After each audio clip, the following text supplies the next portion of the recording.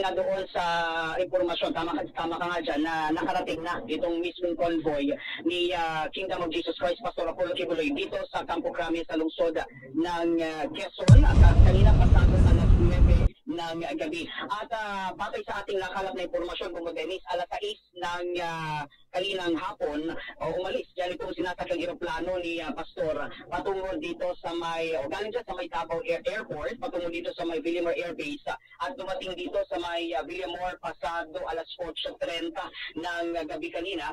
At batay doon sa ating source din, gumamit itong si Pastor Apollo Kibuloy ng busway, kaya mabilis na nakarating dito nga sa Campo Crame kasama itong convoy at mabilis na nanahawi yung traffic. At si Pastor nga ay isinailalim sa kaukulang procedure, itong tinatawag nating booking procedure.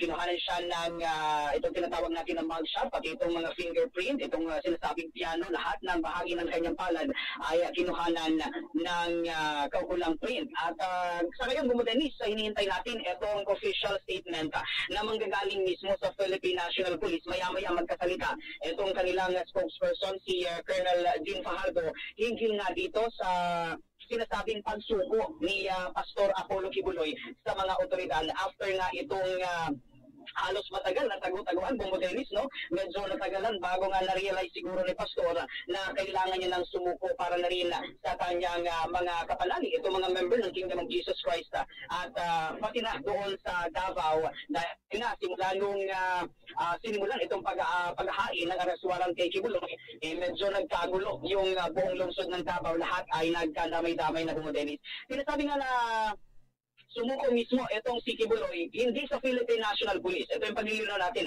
Hindi siya sumuko sa Philippine National Police, pagkos ay sumuko siya sa Armed Forces of the Philippines. Hindi natin alam kung bakit yun ang naging desisyon ng kampo ni Kibuloy na sa halip na sa PNP ay sumuko siya sa Armed Forces of the Philippines. Pagamat i-turn over na ito sa Philippine National Police at na ngayon nga ay nasa kustodiya na ng Philippine National Police. At nagbigay na rin ng pahayag, Bongo Dennis, itong legal counsel mismo ni Pastor Apollo Kibuloy na si Attorney Ferdinand Topacio, hinggil naman doon sa inilabas nga na impormasyon mismo ni DILG Secretary Benjamin Avalos Jr.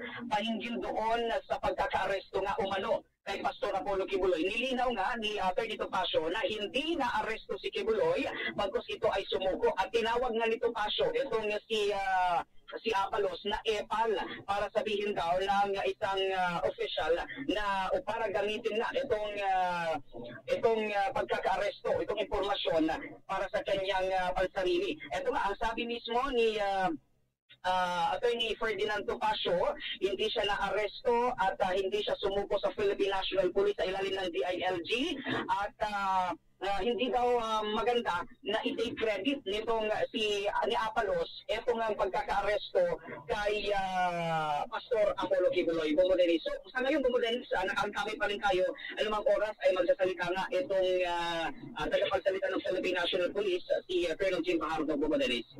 Okay, with that, maraming salamat Bombo Victor, and standby lamang kayo dyan at bigyan mo kami ng information kung nagsisimula na itong pulong balita naman o pagbibigay ng statement for that matter nitong si Colonel Jean Fajardo ng Philippine National Police. Kunin muna natin ang pag-uulat ni Bombo Genesis sapagkat may sagot din naman itong si Secretary Avalos dito sa mga puna ng ilang individual, lalo na itong si Attorney Topacio at iba pa na nag-criticize doon sa kanyang naging paglalabas ng impormasyon.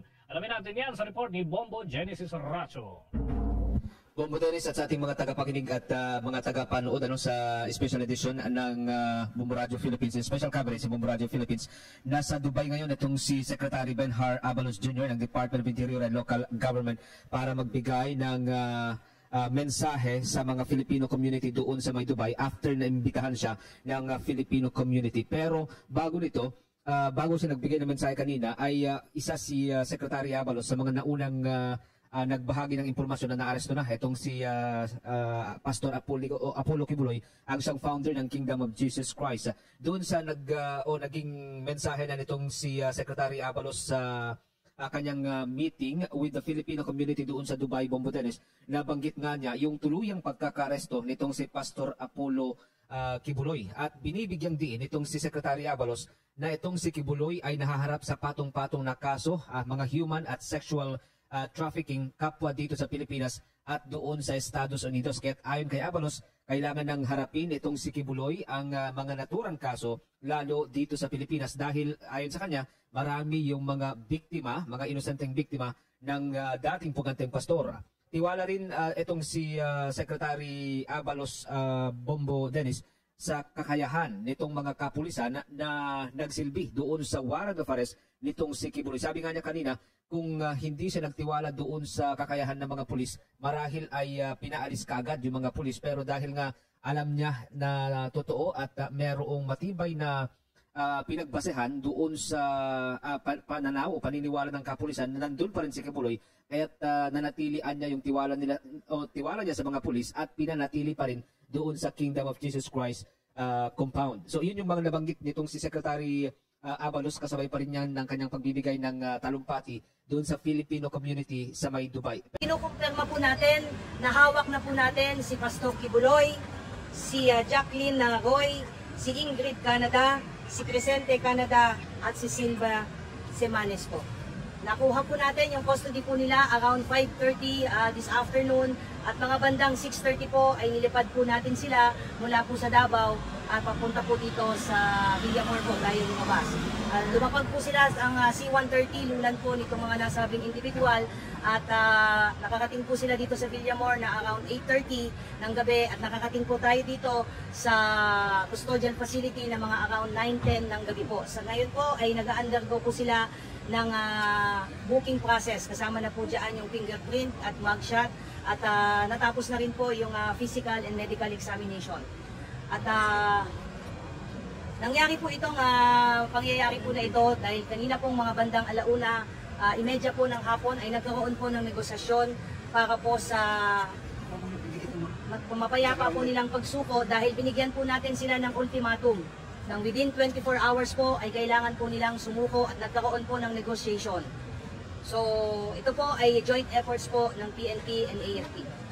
Ma'am, sa loob po ba ng sila sa loob ng Kingdom of Jesus Christ sumuko? O doon po mismo sumuko? Yes po. Apo. Sa loob po ng KOJC compound po natin sila nakuha. Ma'am, dito sa loob ng PNP Custodial Center, magkakasama po sila sa isang kwarto? Paano po mangyayari? Wala pa po tayong detalye po dyan. Maraming salamat po, yun lamang po. Ma'am, susunod na mangyayari po? Ongoing po yung processing po ngayon dahil 5 katao po yan.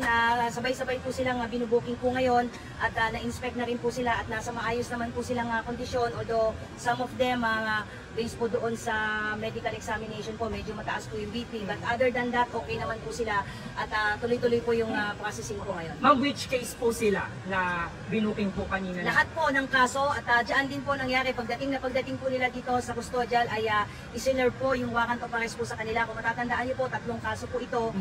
Yung kay Pastor Kibuloy po, yung child abuse po, yung sexual abuse at yung pong qualified trafficking. So binasahan po sila ng mga kaso po nila at nakaharap po ang kanilang abogado po. At pagkatapos po noon ay binasahan din po sila ng kanilang mga Miranda rights at mga kakapatan po. At pagkatapos po noon ay tuloy-tuloy na po yung ginawang proseso, ongoing po yung proseso po. Magaling na ng 24 hours ultimatum po nila pamitin nyo kanina. Nagbigay po ang PNP po ng ultimatum po na sumuko po sila, otherwise po ay papasukin na po natin yung isang particular building na hindi po tayo pinapayagan pong pumasok. So nagkaroon po ng negotiation ang PNP na kinatawan po ng intelligence group at ISAP, pinagtulungan po ito that led to the peaceful surrender po nila Pastor Kibuloy at apat pa at papasalamat po tayo doon sa naging mapayapa pong at least itong proseso po na ito. Ma'am, saan in particular sila nagtago?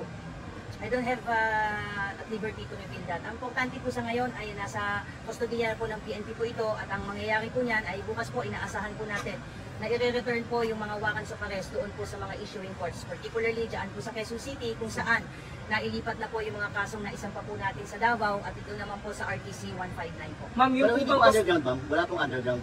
I don't have any information on that po. Ma'am, Sa importante po ay nasa atin na po yung mga pinaghahanap po. Ma'am, same lang ba yung room na can you give us kung merong aircon, merong ano po paano? Wala pa po, hindi ko pa po nakikita kung saan po silang kwarto po manititire. But meron na pong plano dahil nga kanina nga po habang ongoing po yung negotiation ay pinagplanuhan na rin po kung saan po silang mga selda po mapupunta. Magbibigay po kami ng additional details as we go. Pero definitely magkakahiwalay sila. Magkakahiwalay sila. Ano po yung plano, ma'am? Ano po yung plano? Ano po yung nakasaad sa plano, ma'am?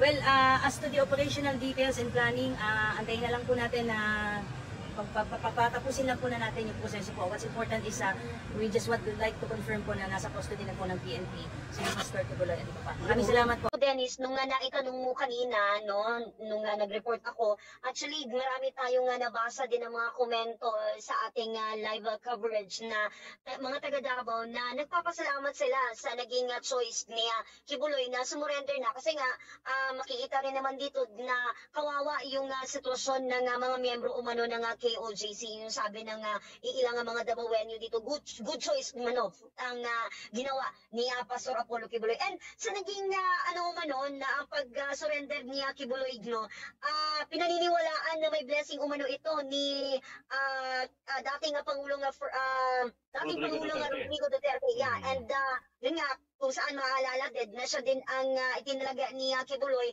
bilang tawag nito, tagapangasiwa ng KOJC. Yes, administrator. And yes, with regard naman yan, may mga iilang balita at saka impormasyon din tayo nga nakuha dito na posible na pumagitna ang Estados Unidos o ang USA doon nga sa mga balita nga extradition doon kaya Pastor Apollo Kibuloy. So atin yung antabayanan, no, lalo pat ang ating mga miyembro dito ng KOJC, still ongoing pa rin yung kanilang tawag nito, ang kanilang prayer rally or ng kanilang praise and worship na isinasagawa sa loob mismo ng cathedral. Okay, so mamaya ay may update din tayo mula dyan sa Camp Crame and Camp Aguinaldo. Pero may statement na kasi Bombo Danica ang Campo Aguinaldo na ito turn over pa rin nila sa kamay ng Philippine National Police dahil ang pulisya ang siyang may jurisdiction doon sa mga tao na mayroong pending warrant of arrest. So ang ultimate na magiging development dito ay ina-expect natin, batay dun sa mga paliwanag din ng mga abogado, ay ito turn over pa rin. Kahit dun sa panig ng Armed Forces of the Philippines, sumuko itong si Pastor Kibuloy, ang magiging way pa rin dyan ay ito turn over dun sa mga pulis dahil ito yung may hawak ng kopya ng warrant of arrest and then ipipresent doon sa korte kung saan man siya na sampahan ng reklamo, Bombo Danica. So hanggang bukas siguro ay ma-action itong mga development na ito, Bombo Danica, no? Yes, totoo yan na Bombo, Dennis, and mga kabombo, no? Kasi nga, itong ating, though yes, nakauwi na ito ng mga iilan na mga kapulisan na i-deploy doon sa loob mismo ng KOJC compound, still gising na gising pa rin ang mga miyembro ng KOJC and inaantay nila yung pagdating ng kanilang leader dyan dyan mismo, no, sa himpilan ng PNP upang malaman kung ano yung magiging kalakaran nitong kaso o takbod nitong pagdinig ng kaso ni Kibuloy. Hindi naman tayo nagduda dun. There's no doubt that he's here. Ang pagtatago nga lang. At napag-aralan natin kaya medyo humaba ang ating paghahanap. Dahil napakalaki nga ng lugar. Kaya napag-aralan din naman natin. Natututo rin tayo. Ako'y lubos na nagpapasalamat sa ating mga kababayan. At sa ating, lalong-lalo sa ating kapulisan na nagpakahirap, nagpuhunan ng dugo, pawis, luha at pawis para ma-achieve ang mission na ito. So, maraming salamat sa inyong cooperation. At sagot ko ngayong gabi ang lechon at band.